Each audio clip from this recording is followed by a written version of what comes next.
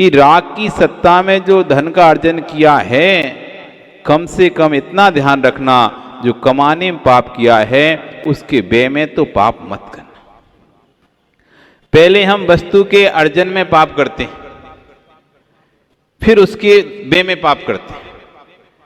कमाते समय कसाय के माध्यम से, पापों के माध्यम से हिंसा, झूठ, चोरी, कुशील, परिग्रह 5 पाप करते हैं। किसके राग में? परिवार के राग में। आपको स्वयं के लिए कितना चाहिए? पेट भरने के लिए कितना चाहिए और पेटी भरने के लिए कितना चाहिए? पेट भरने के लिए कितना चाहिए और पेटी भरने के लिए कितना चाहिए? पेट तो 2 रोटी में भर जाता है, ज्यादा ज्यादा 4 रोटी लगेंगी तुमको, पेट भर जाएगा। सोदर जी बिल्कुल विश्वास रखना, 4 से 6 खा लोगे, फिर गले तक आ जाएगा ना तो एक और भी नहीं खाएगा। 4-6 रोटी में पेट भर जाएगा। लेकिन पेटी ऐसी है, जितना भी डालो, जितना भी डालो, जितना भी डालो, भरती नहीं है। अगर वो भरने दिख जाती तो तुम बड़ी लाके रख लेते। अब ये भरने लगी, इसमें कम जगह रह गई है। जैसे इन माताओं की अलमारियां रहती ना, बढ़ती जाती हैं। पहले 1 केबिन वाली अलमारी थी, फिर 2 वाली आ गई, फिर 3 वाली आ गई, फिर 4 वाली आ गई। क्यों? ये साड़ियां जैसी जैसी बढ़ती जा रही हैं। राजू, घर में अलमारी बढ़ी कि नहीं बढ़ी? साड़ियां बढ़ती हैं तो जैसे जैसे साड़ियां बढ़ रही हैं, अलमारी बढ़ती जा रही है। जैसे जैसे पेटी भरती जाती है, हमारा लोभ और बढ़ता जा रहा है। तो आचार्यवन कह रहे हैं यहां पर, अर्जन में तो पाप किया है, कम से कम व्यय में तो पाप मत करो। अर्जन में तो आपने कुछ भी नहीं देखा, कितने जीवों की हिंसा हो रही। आपके किस कार्य से आपने ऐसा व्यापार कर लिया जिसमें कीटनाशक बेचना शुरू कर दिया, कीटनाशक दवाई बेचना शुरू कर दिया आपने। तो व्यापार है तो पैसा कमाना है, पैसा कमाना है। कौन सा देखा आपने? यूरिया खोल लें, कीटनाशक की दवाई बेच लें, इससे खूब पैसा आएगा। आपने व्यापार तो खोल लिया, अर्जन में लाखों जीवों की हिंसा हो रही है। आप उपाय बता रहे भैया, ये दवाई ले जाओ, पूरे खेत के जीव मर जाएंगे, कोई भी कीड़ा नहीं लगेगा, सारे जीव मर जाएंगे इस दवाई से डालने से। और एक नहीं, एकड़ के एकड़ खेत के जीवों को आपने मारने की सलाह दी। अब कितना पाप कमाया होगा। ये दवाई बहुत तेज है, इसकी तो एक खुराक से ही सारे जीव मर जाएंगे। अर्जन में पाप किया। ऐसा कारखाना खोल दिया जिसमें दिन रात आग जलती रहती है, भट्टी जली रही है, जिसमें काम चली रहा है। लाखों जीव, अग्नि गाय जीव जिसमें मरे जा रहे हैं, 30 जीव भी जले जा रहे हैं। लकड़ी, अग्नि, ईंधन कारखाना सब में दिन रात काम चल रहा है। तीव्र हिंसक कार्य है ये।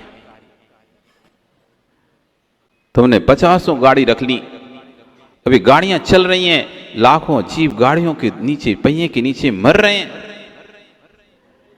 तो इससे जो हम पाप का अर्जन कर रहे हैं, कह रहे हैं कि आप इससे धन का अर्जन कर रहे हो, ठीक है आप कर रहे हो, कर लो, लेकिन कम से कम व्यय के समय तो विवेक रखो। अर्जन के समय विवेक नहीं है, अर्जन के समय ज्ञान नहीं है कि किस स्थान से अर्जन करना चाहिए। तुम्हारे पास पैसा था, तुम ब्याज पे पैसा बांट रहे थे, तो तुमने किसको दिया? जो मुर्गी पालन था उसको दे दिया, जो मछली पालन करता था उसको दे दिया। हम थोड़ी ना पालन कर रहे हैं, हमने तो ब्याज से दिया है। अरे तुम्हारे ब्याज के पैसे तो वो मछलियों को पाल के उन्हीं को तो बेचेगा, और पालना थोड़ी ना है, वो तो खाने के लिए तैयार कर रहा है। मुर्गियों को पालने के लिए तो इन्हें तैयार कर रहा है, पोल्ट्री फार्म, उनको तो काटने के लिए तैयार किया जा रहा है।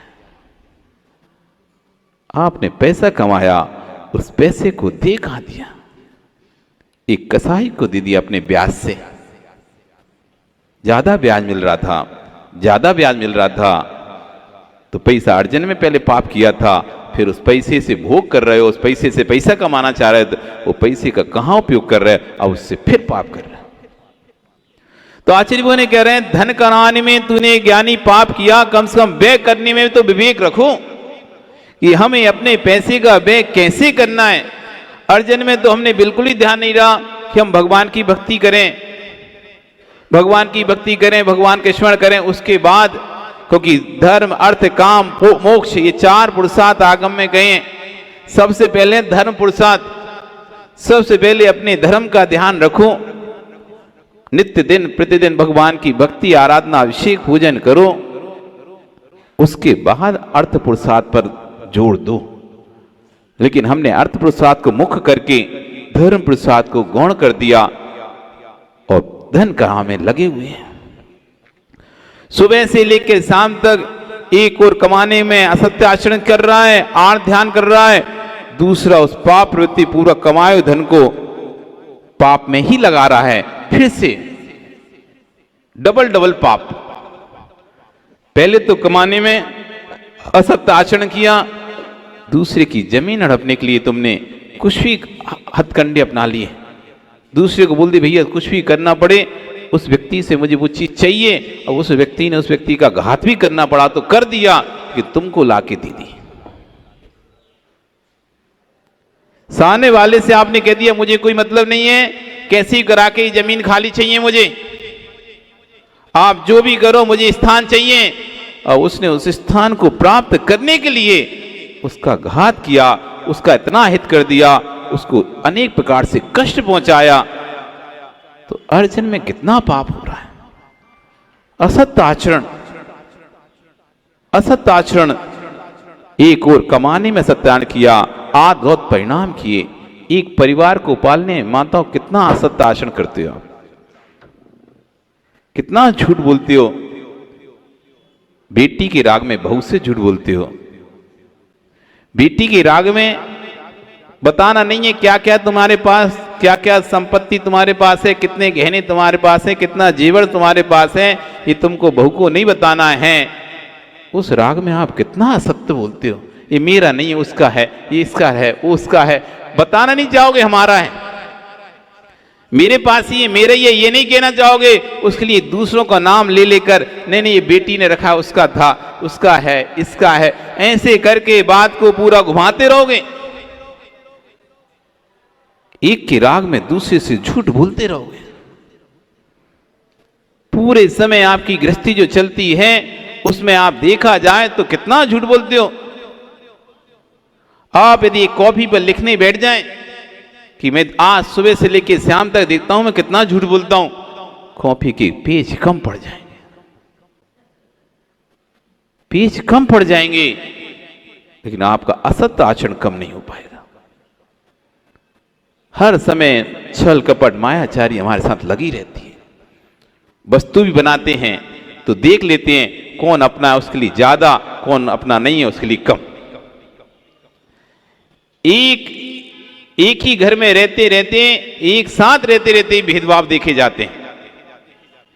एक घर में रहते हुए एक ही मां के दोनों संतान हैं, दोनों बहुएं हैं, तीनों बहुएं हैं, 4 बहुएं हैं, तब भी अलग अलग भेद देखा जाता है, अलग अलग बर्ताव देखा जा रहा है। एक के राग में दूसरे से मायाचारी की जा रही है। इतना असत्य आचरण से आप अपनी गृहस्थी चला रहे हो। स्वयं कुछ नहीं खाते लेकिन घर वालों को बना बना के खिला रहे हो। स्वयं भले अभक्ष का त्याग किए हो, आलू प्याज का त्याग किए हो, लेकिन घर के सभी सदस्यों को बना बना के खिला रहे हो। चाहे तुम नहीं खा रहे लेकिन बनाने में तो तुम जीव की हिंसा कर ही रहे हो ना, तो फल तो तुम्हें लग ही रहा है कि नहीं लग रहा। स्वयं भले आलू नहीं खाते, स्वयं भले प्याज नहीं खाते, एक निगोद शरीरे जीवे दब प्राण दिष्टा सिद्धि अनंत भावे अनंत सिद्धि अवब गुण अनंत गुणे अवब सिद्धि अनंत गुणे। एक निगोदिया के सार में इतने जीव हैं, इतने जीव हैं, इतने जीव हैं कि जितने भी तक सिद्ध हो गए उनका अनंतवा भाग, और जितनी अभव्य राशि है उससे अनंत गुणा। इतने एक निगोद के शरीर में जीव हैं, एक निगोदिया जीव के, और जिसकी अवगाहना निगोदिया जीव का शरीर कितना बड़ा होता है, अंगुल का असंख्या अथवा यानी इस पोर के यदि असंख्यात भाग कर दें, हम गिनती भी ना हो ऐसे अनकाउंटिंग भाग कर दें, उतना छोटा होता है एक निगोदिया शरीर जीव का शरीर।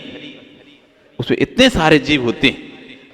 आपने स्वयं नहीं खाया लेकिन पूरा आलू जो कि स्कंद के रूप में था, गाजर, मूली, अदरक जो स्कंद के रूप में थी, वो आपने दूसरों को बना बना के खिलाया है। वे अनंत जीवों को आपने घात करके दूसरों को परोसा है। किसके राग में? महाराज जी बेटा और कुछ खाते नहीं है, क्या बनाए, घर में कुछ सब्जी रहती नहीं है, बस एक ही सब्जी दिखती है, आलू सुबह रखे हैं, उठाए जब बुना दिए, उठाए जब बना दिया, बेटा नहीं खाता, बेटा नहीं खाता। ऐसे करके आपने सुबह से लेकर शाम तक आप जीवों का घात कर रहे। झाड़ू, बुहारी, पोछा, ओखली, चक्की, गिनौची, सब जगह एक बूंद अनछने पानी में, एक बूंद अनछने पानी में असंख्यात जीव हैं। और पूरे घर की आप व्यवस्था में कितना पानी उपयोग करते हो? वो बिना छना पानी कितना उपयोग करते? अपने लिए करना होता तो थोड़े से काम चल जाता, लेकिन पूरे परिवार के राग में आप सुबह से लेकर शाम तक उपयोग करते हो। कितना पाप का संचय कर रहे हो। स्वयं के कपड़े तो एक बाल्टी पानी में धुल जाते, लेकिन पूरे घर के कपड़े आपको धोना पड़ता है।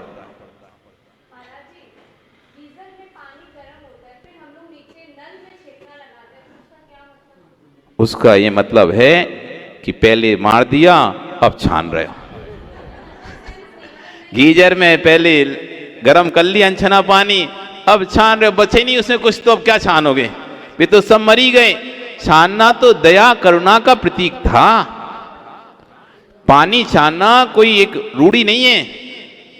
पानी छानना कोई रूढ़ी नहीं है। तो तुमने क्या है ना, आप रूढ़ी समझ लिया उसे। सो नल में लगा दिया छन्ना, इसमें लगा दिया छन्ना, उसमें लगा दिया गर्म पानी यार, उसमें भी लगा दिया छन्ना, सब में लगा दिया छन्ना, पानी छान के कहूं हम जैनी है ना, पानी छानते हैं। ये रूढ़ी नहीं है। पानी छानना कोई रूढ़ी नहीं है। पानी छानना दया का प्रतीक है। जैनी है हम, हमारा हर काम दया से युक्त होना चाहिए।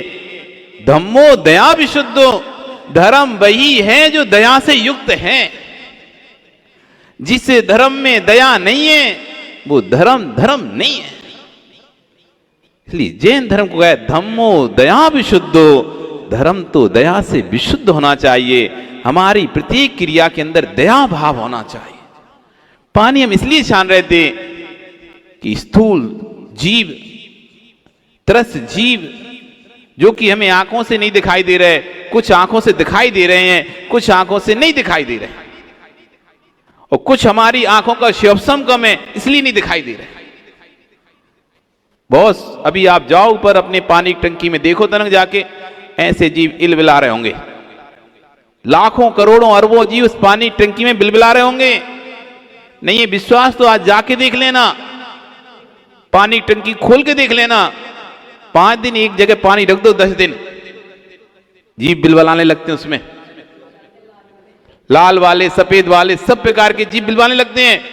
और आपने तो साल भर पहले टंकी रखी थी, 2 साल से टंकी रखी है, 4 साल से टंकी रखी है, उस पे तो कभी सफाई नहीं की, और उसी टंकी के पानी में गीजर लगा दिया। भाई गीजर लगा दिया, जो सालों से टंकी रखी थी उसमें तो जीव ऐसे भर गए होंगे, बिलबिला रहे होंगे, चिकनी हो जाती है पूरा। कभी टंकी साफ करी होगी तो पता चल जाएगा। कभी टंकी साफ करी होगी आपने तो आखिरी में नीचे जो कचरा रह जाता है, जब वो पानी आप उठाते उसमें हैं बहुत सारे जीवी जीव बिलबिलाते रहते ऐसे बिन बिन बिन बिन ऐसे, 2 इंद्री छोटे छोटे। और यदि ऊपर खुली टंकी है तो फिर तो पता नहीं कितने जीव उसमें गिरते रहते हैं। ढक्कन नहीं लगा, कई लोग टंकी तो लगा देते हैं, ढक्कन छोड़ देते हैं, नहीं लगाते, टूट जाता है तो दूर से कोई लगाते नहीं। कौन लगाएगा टंकी में ढक्कन? टूट गया, सीमेंट की बनाई, एक खोल के रख दिया, एक पार्ट खोल के रख दिया, आधा ढांक दिया, आधा खोल के रख दिया। बार बार देखना पड़ता है, पानी निकलने के लिए स्थान चाहिए, कोई व्यवस्था नहीं। जीव उसमें आते हैं, गिरते रहते हैं। कई बार तो कबूतर आदि जीव भी टंकी में जाकर गिर जाते हैं, मर जाते हैं। बाद में जब कभी बास आती है, साफ करते हैं, तब जाके निकलते हैं, नहीं तो वही पानी से पूरा जब तक बर्तन धुलते ही रहे उनके। पानी कहां रहा है वो सारा? जो टंकी का पानी है वो कहां से आ रहा है? आपके सारे बर्तन उसी से धुल रहे हैं। हो सकता है आप कुल्ला भी उसी से खोल के कर रहे हो, उसी टंकी के पानी का कुल्ला आप कर रहे हो। भाई ऊपर से टंकी से पानी आ रहा है, उसी से कुल्ला कर रहे हो, वही पानी बाथरूम में जा रहा है, वही पानी आपके बर्तन मांजने में जा रहा है, उसी पानी को मौका लगा तो भर के पिला भी दिया। वही आरओ के उसमें भी वही पानी आ रहा है। आपने आरओ लगा लिया, फिल्टर लगाए, तो पानी कहां से आ रहा है? एक स्थान है पानी टंकी का, वही पानी नाली में के लिए, वही पानी नहाने के लिए, वही बाथरूम के लिए, वही टॉयलेट के लिए, वही बर्तन धोने के लिए है, वही पीने के लिए, सारा एक ही जगह से। वो कब से वो पानी देखा नहीं है, सालों से टंकी को खोला ही नहीं। इतने जीव हो जाते हैं, इसलिए हम पानी छानते हैं। क्यों छानते पानी? ये दया का भाव था। अब तुमने गीजर लगा दिया, वे जीव तो सब हो गए नष्ट। अब तुम कह रहे पानी छान लें। भाई अब क्या छान लो, अब तो सबको तो मार ही दिया तुमने पहले, अब क्या छान लो? और मान लो तुमने लगा भी लिया छानने का, गलना नहीं है, तुम सोचा चलो हम तो नाली में लगा ले रहे, टोटी में ही तुमने गलना लगा लिया, कपड़ा लगा लिया, तो आ रहे हैं उसमें जाके रह रहे हैं। अब तुम उनको तो निकाल ही नहीं रहे, वो भाई सड़ रहे हैं, मर रहे हैं, सड़ रहे हैं, मर रहे हैं, सड़ रहे हैं, मर रहे हैं। वो तो लगा हुआ है, बस उसी में आ रहा है, सूख रहा है, सड़ रहा है, मर रहा है, सूख रहा है। जब पूरी चिकनी हो जाएगी वो कपड़ा और जगह जगह से छन जाएगा, फट जाएगा, तब उसको बदलेंगे, तब चेंज होता है। ये दया नहीं है, ये धर्म नहीं है। इसलिए हमारे आगम में कपड़ा, भैया आप तो कपड़ा की व्यवस्था है, ऐसा कपड़ा लो, ऐसा कपड़ा ही मत लो, बिल्कुल ऐसा छन्ने जैसा चारों तरफ का उसमें दिखाई रहा है, छानना नहीं छानना एक सही हो गया। अरे इतना कपड़ा लो, ऐसा मोटा कपड़ा लो जिससे कि आपको भी लगे हाँ ये कपड़े से पानी छन रहा है। नहीं तो पतला सा एक उठा लिया, क्या किया, वो पुरानी साड़ी जो काम की नहीं हुई थी, देनी थी, उसमें से काट लिया ऐसे कुछ करके, नहीं, और उसी का छन्ना बना लिया, उसी का उसी से छान रहा है। जो सफेद कपड़ा था पतला सा, धोती मोती घर की कोई फट गई होगी धोती, वो धोती पतली सी धोती, प्रदीप जी लोग कैसे छन्ना बनाते हैं, घर में पतली सी धोती पड़ी होगी, उसी पतली सी धोती को काट कूट के रख लेंगे, हो गया छन्ना। ऐसा नहीं होता, इतना मोटा होना चाहिए जिससे उसमें सूक्ष्म जीव, स्थूल जोगी सूक्ष्म जीव जो हमको आंखों से दिखाई नहीं दे रहे, पर स्थूल हैं, त्रस हैं, पर आंखों से नहीं दिखाई दे, इसलिए सूक्ष्म हैं, वो जीव भी उससे बाहर ना निकल पाए। ये तब कर पाओगे जो अंतरंग में दया भाव आएगा। जब तक अंतरंग में दया भाव नहीं है ना, तब तक आपको आलस दिखेगा, तब तक आपको आलस दिखेगा। कौन करे इतना, कौन करे, कौन पानी छाने, कौन गर्म करे, इसलिए गीजर लगा दो, उस पर एक बार में काम हो जाए। तो इसलिए आचार्य वन कह रहे हैं धन कमाने में तो पाप किया है, कम से कम व्यय करने में तो विवेक रखो। तुम एक गीजर लगा दिए, लाखों जी तुमने तो लगा दिए एक गीजर, अब तुम तो एक बाल्टी से नहा रहे हो, लेकिन वो दिन भर चालू है, उसका पाप लगेगा किसका?